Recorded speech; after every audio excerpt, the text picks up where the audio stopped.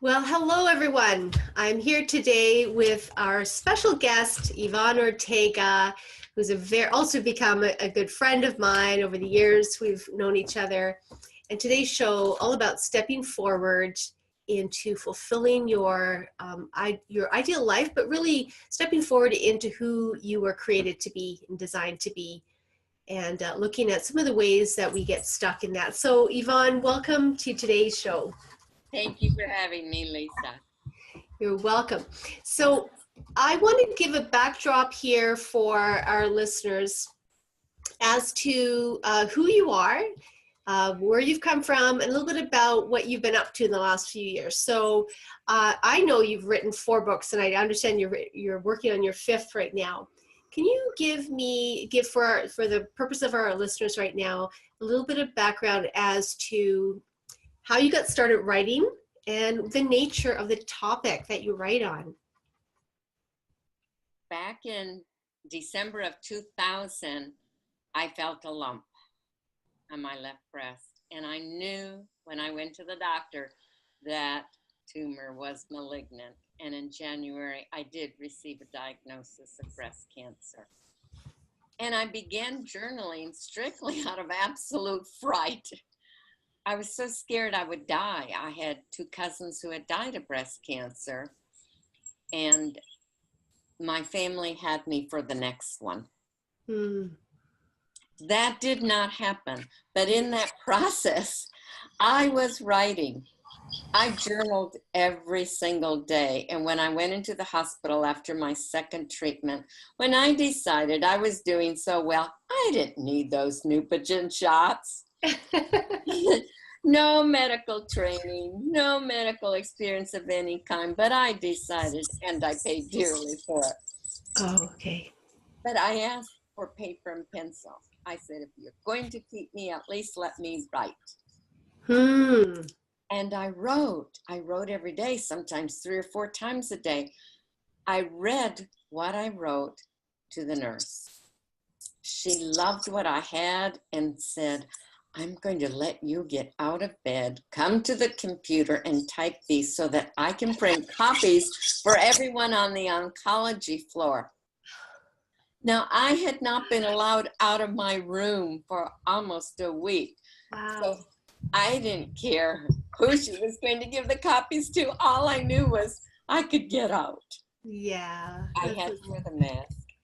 But I did print, or I did go ahead and put in what I wrote. She passed out the copies. The patients came out of their rooms, and the feedback was phenomenal. And I realized, I've got a book. I've got something going on here. Yeah.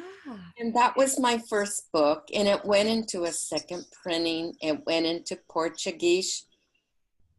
But I still thought, I am all done. Yeah. I only wrote out of terror. Terror of what? Yeah, terror I might not live. But then after, it was hope, and it was a realization I am going to make it. And these are the things that I've been through, but look where I am today. Oh, that's beautiful. And I didn't write anything. That was in 2007 when the 2nd edition came out. I never wrote another book until 2015. In the meantime, I was working on moving forward in my own life and taking notes and journaling daily. And you asked me about that process and what had happened. I had been through a domestic violence marriage. I went through a divorce, single parenting. All of these things were really tough. Yes. Real tough times. But it was that spirit within that wouldn't give up. The spirit that said, there's more to life than challenges and transitions and crises after crises.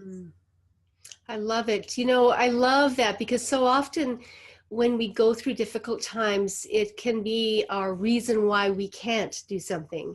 You know, it becomes our stopping point. Instead of the opportunity to why we need to move forward and why we can. And I love that growth mindset that you have and that you just talked about there, because it's so critical to moving forward. And that's the important thing. If we see ourselves as a victim, we have that thought in our minds, and that's all we will ever be. Yes. And I didn't want to be a victim. I wanted to be victorious. Yes. I wanted to take those trials and turn them into triumphs. Yes. And you did. Slowly but surely. You did, slowly but surely. And that is the key, right? It's just having, like you said, that hope and that reason to move forward and recognize, you know what, I have something of value that others need to hear. And so you did that through your books. I know you have 3 books, correct me if I'm wrong, that are under the series From Broken to Beautiful. Is that correct? 4 books? We count the cancer book as the very first one. Perfect. And the 3 that have come since. But you know, Lisa, the biggest thing that happened, the other things were big. Please don't misunderstand me. Yes. They were big and they were traumatic. But in 2009, within 7 months, I lost 2 aunts, my mother and my only child.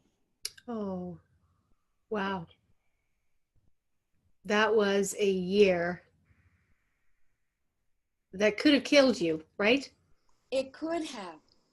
But what kept me going was the thought that my mother and my only child would not want me stuck in the past. Wow. They would want me to move forward. Yeah. Yeah. That is so good. Wow. Wow, wow, wow. How did you come to that place? I know your faith has a large part to play in how you see these things and how you've moved past some of these very, very difficult. And you know, I understand, because I've been through my own share of traumatic events and difficulty, and I know that you never really get over those things, but you can get through them. We do get through them, and we get through them with God's help. Yeah. And the beautiful part of it is when we can say, here, take this mess, help me move forward.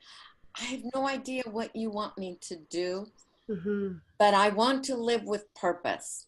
Yes. I want to live the abundant life that Jesus Christ promised us. Yeah, exactly. Yes, and you know, Yvonne, I remember the very first time you and I met. We were at an event in the States, and we just connected. I just felt like, wow, she's my sister.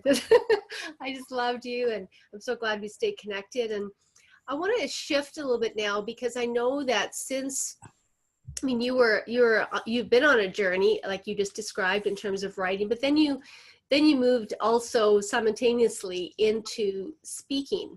You began to share and get out there and get opportunities to speak and share your story and to promote your books.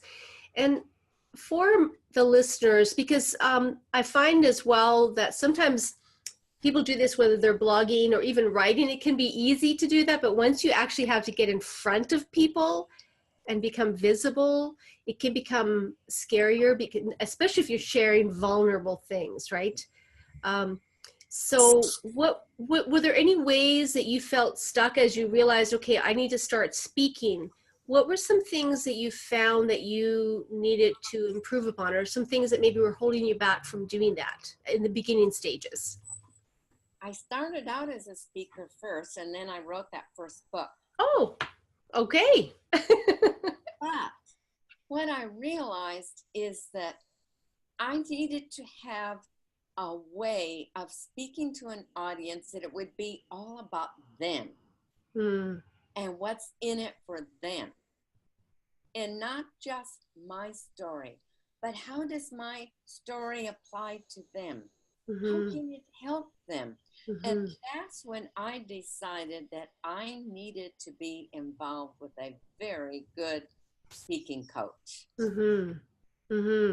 So that that realization that you had to have a shift in how you approach public speaking was kind of the beginning where you realize, okay, I need to get someone to coach me on this in order for me to move to the next level. You've enjoyed a certain level of success from what I hear you saying, and then you need to get to the next level. What were some of the other, as you began to be coached and learn about public speaking, what are some other things that really helped you become more effective in that arena? What are some other ways that coaching helped you? Coaching gave me the confidence that I needed. And it helped me with delivery techniques, PowerPoint techniques, the common mistakes that people make that I didn't want to make anymore. Yes. Yes. And it was all about speaking, and how I put that whole time of training into a phrase was how to speak with power, passion, and polish. Oh, cool. I love it. I love it. So when I went through the course to become a world-class speaking coach, I realized that would be one of my topics. Cool. And then one year you and I worked together. Yes, that's right. As Craig Valentine's assistants. Yeah, no, so tell me a little bit about this, because here you are a speaking coach, and I know that you've taken some of my programs and being coached by me in some of those programs. And I think this is really important. The reason why I'm asking this question, because a lot of times people get stuck in a mindset, oh yeah, I've taken all that, I've done all that. And they don't realize that there's always room to grow.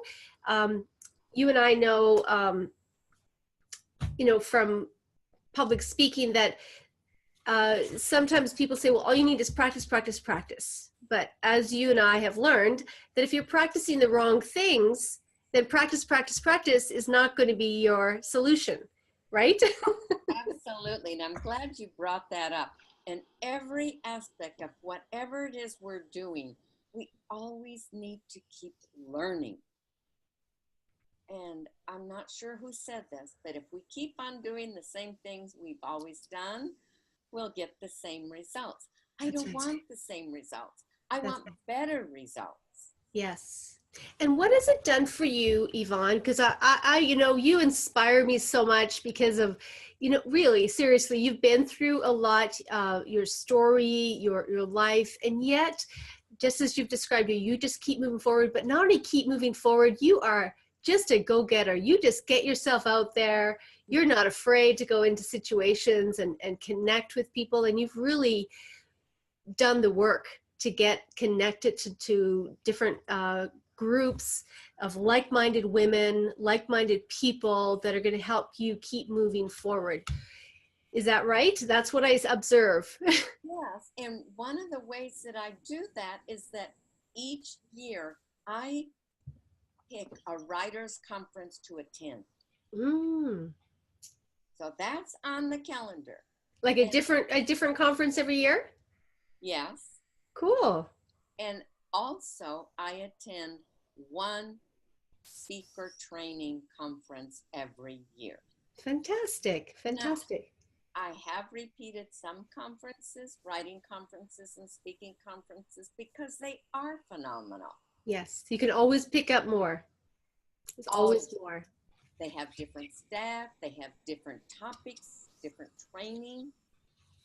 Yes, and as one of the things that I do with my clients that I know that you're very familiar with is a speaker assessment, right? Speaker competency assessment.